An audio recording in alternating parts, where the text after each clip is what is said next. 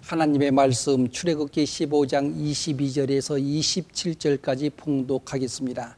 모세가 홍해에서 이스라엘을 인도하며 그들이 나와서 수르 광야로 들어가서 거기서 사흘 길을 걸었으나 물을 얻지 못하고 마라에 이르렀더니 그곳 물이 써서 마시지 못하겠으므로 그 이름을 마라라 하였더라. 백성이 모세에게 원망하여 이르되 우리가 무엇을 마실까 하며 모세가 여호와께 부르짖었더니 여호와께서 그에게 한 나무를 가리키시니 그가 물에 던지니 물이 달게 되었더라. 거기서 여호와께서 그들을 위하여 법도와 율례를 정하시고 그들을 시험하실새 이르시되 너희가 너희 하나님 나 여호와의 말을 들어 순종하고 내가 보기에 의의를 행하며 내 계명의 귀를 기울이며 내 모든 규례를 지키면 내가 애굽 사람에게 내린 모든 질병 중 하나도 너희에게 내리지 아니하리니 나는 너희를 치료하는 여호와임이라. 그들이 엘림에 이르니 거기에 물샘 12과 종려나무 70그루가 있는지라. 거기서 그들이 그 물 곁에 장막을 치니라. 할렐루야. 말을 통한 하나님의 사랑이라고 하는 이 제목으로 함께 은혜를 나누고자 합니다. 우리에게는 아픔과 상처와 고난이 없다면 귀한 것을 귀하게 여기지 않습니다. 감사되는 것을 감사하게 여기지 않습니다. 또 은혜를 은혜로 여기지 않습니다. 이스라엘 백성들의 출애굽 여정과 홍해 사건, 광해 생활은 누구든지 세상에서 한 번 정도는 겪을 인생의 여정들을 보여주고 있습니다. 2013년도 12월에 서아프리카에 발생된 에볼라 바이러스를 경험한 나라는 전염병이 얼마나 무서운지를 잘 알고 있습니다. 코로나19가 터졌을 때 그들은 자국민들을 보호하기 위해서 하늘문과 국경 지역을 다 차단해 버렸습니다. 고통을 경험한 자들은 그 고통을 이해하기 때문에 그런 방법을 사용한 것입니다. 코로나19 전염병이 한국에서 아주 심각하게 퍼져나가는 현상을 보고 국제사회에서 한국과 교류하는 것을 일시적 중단하기도 했습니다. 그러나 온 국민의 단결된 마음과 정부의 철저한 검사와 방역과 거리 두기로 코로나19를 극복하면서 지금은 국제사회가 오히려 한국을 코로나19를 극복한 모범 국가로 롤 모델로 삼고 있습니다. 고난당한 자들은 고난을 이긴 자들의 삶을 배우려고 합니다. 하나님의 말씀은 고난받은 자들의 역정승을 보여주고 있습니다. 월드컵을 이렇게 보게 되면 연장선에 가서 승부차기하는 경우가 많이 있습니다. 한 골 차이로 결승전에 올라간다면 그 승자는 얼마나 감격이 넘치겠습니까? 마찬가지로 히브리인들에게도 애굽에서 해방받는 날은 민족적 축제였습니다. 춤을 추고 노래를 부르며 휘바람을 불면서 약속의 가나안 땅을 향해서 200만 명이 행군을 합니다. 그들은 피곤을 느끼지 않습니다. 그러나 홍해가 가로막혀 있고 뒤에서는 애국 군대가 추격해 오는 것을 보면서 해방의 감격은 사라지고 이곳저곳에서 찬양 대신 불평이 나옵니다. 춤추는 기쁨 대신 모세를 향해 삿대질을 하고 분노와 원망이 쏟아져 나옵니다. 애굽에 매장지가 없어서 이곳에서 우리를 죽게 하느냐, 우리를 내버려 두라, 간섭하지 말라, 우리가 애굽 사람을 섬길 것이라, 애굽 사람을 섬기는 것이 광야에서 죽는 것보다 나으니라. 한순간이 마치 군인들이 무장 해제된 것처럼 무질서와 혼란과 폭동이 일어날 기세의 분위기로 가고 있습니다. 출애굽 당시의 모세는 최고의 리더십을 가진 지도자로 추앙을 받았지만 가로막혀 있는 홍해 사건으로 백성들의 분노는 최고 절정에 이르게 됩니다. 모세는 백성들에게 외칩니다. 너희는 두려워하지 말라. 가만히 서서 여호와께서 오늘 너희를 위해서 행하시는 구원을 보라. 오늘 본 애굽 사람을 영원히 다시 보지 아니하리라. 모세는 하나님께 부르짖으며 가지고 있는 지팡이를 들고 손을 바다 위에 내밀었습니다. 그 한순간에 바다는 갈라지고 이스라엘 백성들을 홍해를 건너가게 되어지고 따라오던 애굽인들은 수장을 당하게 됩니다.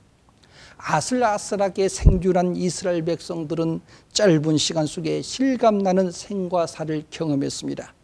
그들은 옛 삶은 죽고 새 사람으로 결단하는 하나님의 사랑을 경험하게 됩니다. 고린도전서 10장 2절 말씀에 보면 바울은 홍해 사건을 세례로 비유합니다. 모세에게 속하여 다 구름과 바다에서 세례를 받았다고 표현합니다. 세례 받는 날 얼마나 기쁜 날입니까? 처음 예수 믿고 세례 받을 때 세상을 얻은 것 같은 감격이 있습니다. 목자 없는 양이 목자를 만나 두려움이 없듯이 담대함이 생깁니다. 모든 것이 잘 풀릴 것 같이 느껴집니다. 모든 것이 형통하리라고 생각이 되어집니다. 그러나 믿음 생활은 그렇지가 않습니다. 어려운 문제들을 만날 수가 있습니다. 일이 잘 안 풀릴 때도 있습니다. 마치 이스라엘 백성들이 홍해를 건넜지만 이제는 형통한 길이 열릴 것을 기대했지만 더 험난한 고난이 기다리고 있습니다. 출애굽기 15장 22절 말씀에 보면 모세가 홍해에서 이스라엘을 인도하며 그들이 나와서 수르 광야로 들어가서 거기서 사흘 길을 걸었으나 물을 얻지 못합니다. 홍해에 나오자마자 평탄한 길이 아니고 수르 광야의 길이었습니다. 가져온 음식과 물이 다 떨어지고 목마름 속에 고통을 느끼기 시작합니다. 3일 동안은 잘 버텼지만 더 이상 버틸 수 없습니다. 음식은 없어도 견딜 수 있지만 물이 없다고 하는 것은 죽음을 의미합니다. 3일 동안 물을 찾아도 물을 발견할 수가 없습니다. 그들은 홍해만 건너면 대로가 활짝 열리고 아무 걱정이 없는 줄 알았는데 바위라고는 뜻을 가진 수르 광야가 버티고 있습니다. 인생 여정에 평탄하지가 않습니다. 걸어가는데 장애물이 왜 그렇게 많이 있습니까? 힘들게 하고 예상치 않았던 일들이 이곳저곳에서 터지고 쉽게 걸어갈 수 있는 길이 아니었습니다. 거기에 사람들은 기본적으로 있어야 될 물이 없습니다. 기본적인 생존의 문제도 걸려 있습니다. 환경에서 오는 어려움, 만족할 수 없는 내면적 목마름도 찾아옵니다. 우리가 예수를 믿고 하나님을 잘 섬기면 기본적인 경제 문제, 인생 문제가 잘 해결될 줄 알았는데 더 고난의 길로 몰고 갑니다. 이렇게 신앙에는 혼란이 찾아올 때도 있습니다. 이스라엘 백성에게 주신 고난은 철저히 하나님이 주셨습니다. 하나님이 부르신 모세를 통해서 홍해에서 이스라엘을 인도하여 수르 광야로 들어가게 하셨습니다. 기독교 종교는 고난을 피하는 종교가 아니고 고난의 십자가를 지고 앞을 향해서 전진하게 됩니다. 하나님이 주신 고난의 의미를 생각해야 됩니다. 우리가 아무리 교회를 오래 다녔을지라도 신앙생활을 아무리 오래 했을지라도 훈련이 없는 신앙은 환경의 변화에 따라서 변화되기 이전에 옛 생활로 돌아갈 수가 있습니다. 그래서 성숙한 훈련이 필요합니다. 하나님께서 백성들을 목적지 가나안 땅으로 인도하시는데 빠른 길도 있습니다. 그런데 하나님은 이스라엘 백성들을 빠른 길로 선택하지 않고 광야의 길로 인도하셨습니다. 그 이유가 무엇입니까? 출애굽기 13장 17절 이하에 보면 블레셋 사람의 땅의 길은 가까울지라도 하나님이 그들을 그 길로 인도하지 아니하셨으니 그 이유는 이 백성이 전쟁을 하게 되면 마음을 돌이켜 애굽으로 돌아갈까 합니다. 과거로 돌아갈 것 같으니까, 옛날 애굽으로 돌아갈 것 같으니까 하나님은 홍해라고 하는 광야의 길로 돌려서 백성을 인도하셨습니다. 이스라엘 백성에게는 가나안 땅에 들어가기 위해서 고난을 통해서 다듬어지는 특별한 훈련, 광야 학습장이 필요했습니다. 혹독한 고난을 통한 훈련이 필요합니다. 바울은 훈련생 디모데에게 그런 이야기합니다. 너는 그리스도 예수의 좋은 병사로 나와 함께 고난을 받으라. 좋은 병사를 만들기 위해서는 고된 훈련이 필요합니다. 군인에게는 계급이 중요합니다. 대령에서 준장, 소장으로 진급할 때마다 경력을 소개합니다. 과거 어떤 전투에 참여했는가, 힘겨운 전투를 잘 이겨낸 사람은 무궁훈장을 받습니다. 진급에도 반영을 합니다. 고난을 극복한 자는 훈장이 있습니다. 로마서 8장 17절 이하에 보면 자녀이면 그리스도와 함께 상속자니 우리가 그와 함께 영광을 받기 위해서 고난도 함께 받아야 할 것이며 현재의 고난은 장차 우리에게 나타날 영광과 비교할 수 없도다. 고난이 없는 부활이 있을 수 없습니다. 고난이 없는 영광을 기대할 수가 없습니다.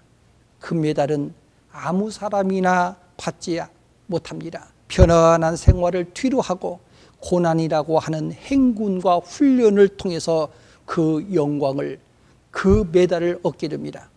예수님과 함께 영광을 받기 위해서는 고난도 함께 받아야 됨을 강조하고 있습니다. 고난을 통하여 훈련이 잘 된 사람은 명령에 따라 자기 생명도 아끼지 않고 전쟁터에 담대하게 참여하게 됩니다.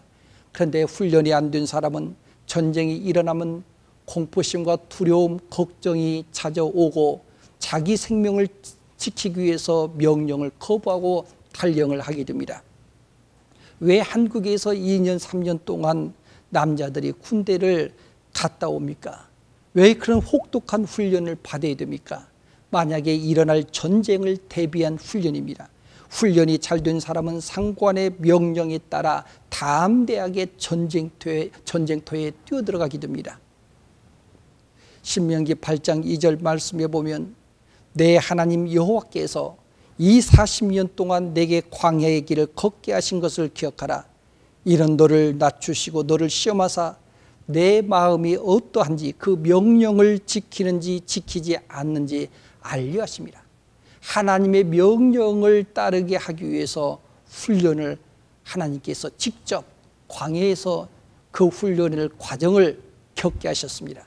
하나님 말씀에 전적으로 의지하도록 광야 학교에 입학을 시켜서 40년 동안 고된 훈련을 했습니다. 왜 광야가 필요합니까? 광야를 경험하지 않고는 가나안으로 들어가는 것은 매우 위험합니다. 유목민 히브리인들이 농경부나 가나안 땅에 바로 들어가게 되면 경제적 유혹을 받게 됩니다. 영적인 유혹을 받게 되어지고 성적인 유혹을 받게 되어지고 문화적 유혹과 많은 유혹들이 기다리고 있습니다. 구원하시고 여정을 이끌어 주신 하나님을 결국은 잃어버릴 수 있는 가능성이 많이 있습니다. 가나안 땅에 들어가면 하나님 모르는 우상 숭배자들과 함께 지내면서 농사를 짓고 풍년이 찾아오게 되면 굳이 하나님을 믿을 이유가 없다고 생각할 수 있습니다. 굳이 하나님의 말씀을 따를 이유가 없다고 생각할 수가 있습니다. 오히려 가나안 문화나 종교의식에 더 매력을 느끼게 됩니다. 하나님 없이도 자신의 힘으로 열심히 노력하면 살 수 있다고 생각합니다. 이것이 바로 교만입니다. 인간이 한번 교만하는 순간에 하나님의 은혜를 망각하고 자신의 능력을 자랑하고 자신의 힘으로 살아간다고 이야기합니다. 그래서 신명기의 키워드는 하나님의 은혜를 잊지 말라. 하나님의 은혜를 기억하라. 그 말씀을 강조하고 있습니다. 이스라엘 백성들에게 큰 고난이 찾아왔습니다. 샘물을 발견했는데 마실 수 없는 물이었습니다. 23절 말씀에 보면 마라에 이르렀더니 그곳 물이 써서 마시지 못하겠으므로 그 이름을 마라라 하였더라. 백성이 모세에게 원망하여 이르되 우리가 무엇을 마실까 하며 물은 물인데 마실 수 없는 썩은 물이었습니다. 너무 목마르기 때문에 갈증을 해소하기 위해서 당장에 보이는 샘에 가서 무조건 마셨는데 그 물을 마신 후에 배탈이 납니다. 물이 써서 마셔서는 안 될 것임을 나중에 알게 됩니다. 마신 사람은 후회합니다. 그 물만 마시면 갈증을 해소하고 만족할 줄 알았지만 부작용이 생깁니다. 더 큰 문제를 일으킵니다. 돈이면 만족할 줄 알고 열심히 돈 버는데 목숨을 걸었습니다. 많은 재물도 모았습니다. 그런데 만족이 없습니다. 욕심이 잉태가 되어져서 더 큰 사업에 손을 대다가 부도가 나고 몸도 마음도 가정도 무너짐으로 욕심이 독이라고 하는 것을 나중에 깨닫게 되는 경우들이 아주 많이 있습니다. 살아가면서 이런 쓴맛의 인생을 경험합니다. 내용은 다르지만 이민자 생활 속에서 크고 작은 쓴맛들이 있습니다. 후회할 일을 안 하면서 살아가면 얼마나 좋겠습니까? 그러나 세상은 그렇지 않습니다. 환경은 이론과 달라서 실패할 수가 있습니다. 그러나 깨닫는 것도 많습니다. 내가 아무리 힘들고 어려워도 하나님의 신앙으로 인내하는 것이 복이라고 하는 것을 삶의 현장에서 배웁니다. 하나님의 사랑을 깨닫기 전에는 고난은 불평의 연속이었습니다. 이스라엘 백성들은 책임을 다른 사람에 돌리면서 불평이 터져나옵니다. 도대체 무슨 물을 마셔야 한다는 말인가? 쓴물을 마신 자마다 모세를 향해서 따지기 시작합니다. 모세는 문제가 터질 때마다 하나님을 찾아 부르짖습니다. 그때 여호와께서 모세에게 한 나무를 가리키시니 그가 그 나무가지를 물에 던지는 순간 물이 달게 되는 역사를 경험하게 됩니다. 똑같은 우물에서 변화가 일어났습니다. 써서 마시지 못하는 샘물 옆에 나무의 가지를 꺾어서 그 물에다가 던져 넣었더니 먹기 좋은 달콤한 물로 바뀝니다. 변화하게 하신 분이 하나님이십니다. 똑같은 사람이지만 하나님이 개입하니까 변화가 일어납니다. 영적인 사람으로 새롭게 하십니다. 단물로 변화된 것은 여호와께서 모세에게 한 나무를 가리켰던 나무가지였습니다. 그 나무가지는 물이 써서 마시지 못한 우물에 가장 가까운 곳에 있습니다. 우리 인생의 변화도 멀리 있는 것이 아니라 지금 살아계셔서 우리와 가까이 계시고 함께 하시는 주님을, 성령님을 믿고 받아들이면 변화가 일어납니다. 문제 해결은 먼 곳에 있는 것이 아닙니다. 가장 가까이 있습니다. 조금만 인내했더라면 해결될 문제를 환경만 바라보고 불평만 쏟아냅니다. 하나님의 말씀 한마디가 문제가 해결됩니다. 신명기 8장 3절 말씀에 보면 너를 낮추고 너를 줄이게 하고 너도 알지 못한 만나를 내게 먹이신 것은 사람이 떡으로만 사는 것이 아니요 하나님의 입에서 나오는 모든 말씀으로 사는 줄 내게 알게 하려 하심이라. 일용할 양식을 주시는 그 하나님, 바로 그보다 더 중요한 하나님의 그 말씀, 전적으로 하나님의 말씀을 믿고 따라가는 것이 중요합니다. 광야로 인도하는 것은 하나님은 이미 해결책을 다 마련해 놓고 이끌어 가십니다. 히브리서 2장 18절 말씀 보면 주님은 시험을 받아 고난을 당하셨기 때문에 시험받는 자를 능히 도우신다고 했습니다. 고난과 시험을 당하신 주님은 우리 인간에 대해서 너무나 잘 알고 계십니다. 인생에 찾아오는 온갖 슬픔과 근심과 고통과 죽음 등은 우리 모든 인생을 괴롭게 하는 쓴물들이었습니다. 죄로 오염되어 도저히 선한 것이라고는 찾아볼 수 없어서 안식을 누릴 수가 없습니다. 그러나 그리스도의 십자가는 우리 인생의 쓴물을 단물로 바꿔놓으셨습니다.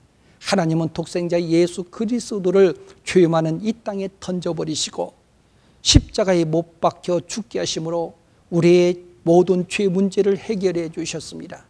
이 죄의 문제가 해결됨으로 말미암아 우리는 하나님의 관계가 회복되어지고 우리 인생의 쓴물이 변해서 단물이 되는 삶을 살게 됩니다. 26절의 말씀 보면 하나님께서는 자신을 가리켜서 치료하는 여호와라고 말씀하셨습니다. 육신의 질병만 치료하시는 하나님이 아니시고 모든 것을 정상으로 회복할 수 있는 능력을 가진 분이십니다. 진정한 치유는 예수 그리스도를 통해서 이루어져 간다는 사실입니다. 구약 성서 학자의 대가였던 폰나드는 광야의 핵심적 주제가 불평이라고 말합니다. 히브리인들이 불평을 늘어놓는 것은 하나님에 대해서 믿음이 없기 때문에 하나님은 이 불신앙을 가진 바로 저 백성들을 신앙인으로 치료하시는 하나님이라고 이야기합니다. 예수 그리스도께서는 죄와 허물로 죽었던 우리를 치유하며 살리려고 이 땅에 오셨습니다. 엘림의 오아시스 같은 하나님의 은혜를 체험함으로 비록 거칠고 척박한 광야와 같은 인생길이라 할지라도 능히 기쁨과 소망으로 가나안 땅으로 인도하십니다. 인간의 안일한 죄악의 현실에 안주하거나 하나님이 주신 목표와 방향에서 빗나가지 않도록 고난이라고 하는 특별한 사랑을 베풀어 주셔서 균형 잡힌 믿음의 길을 걷게 하십니다. 리빙스톤 선교사님이 이 아프리카 지역에서 선교 사역을 아주 열정적으로 헌신적으로 사역을 감당했습니다. 많은 사람들이 존경했습니다. 어느 날 리빙스톤은 많은 사람들에게 이런 말을 했습니다. 인생의 항로를 항해하는 우리의 배가 균형을 유지할 수 있는 것은 배 밑에 있는 바닥의 짐 때문이라 그렇게 이야기했습니다. 바닥의 짐이라고 하는 것은 배가 전복되는 것을 막기 위해서 그 배 바닥에 채워넣는 돌이나 물로 균형을 잡는다고 말을 하면서 자신의 아들 이야기를 하게 됩니다. 그에게는 집을 나가버린 팡탕한 아들이 있었기 때문에 결국 그는 기도했었고 겸손했었고 지금까지 하나님께 헌신할 수 있었다고 눈물을 흘리며 말했습니다. 우리는 하나님을 믿음으로 편안하게 살기를 원하지만 때로 믿는 자에게 말 못할 고난이 찾아옵니다. 그때마다 하나님께 묻습니다. 하나님, 왜 이런 고난을 주셨습니까? 분명한 사실은 배가 넘어지지 않도록 균형을 잡아 가도록 배 밑창에 무거운 짐을 넣게 한 것처럼 고난의 짐을, 고난이라고 하는 것을 우리에게 주신 것은 세상에 휩쓸어 가지 않도록 하나님의 사람으로 균형을 잡고 살도록, 사명을 감당하며 살도록 하나님이 특별히 배려해 주신 하나님의 사랑이심을 믿으시길 바랍니다.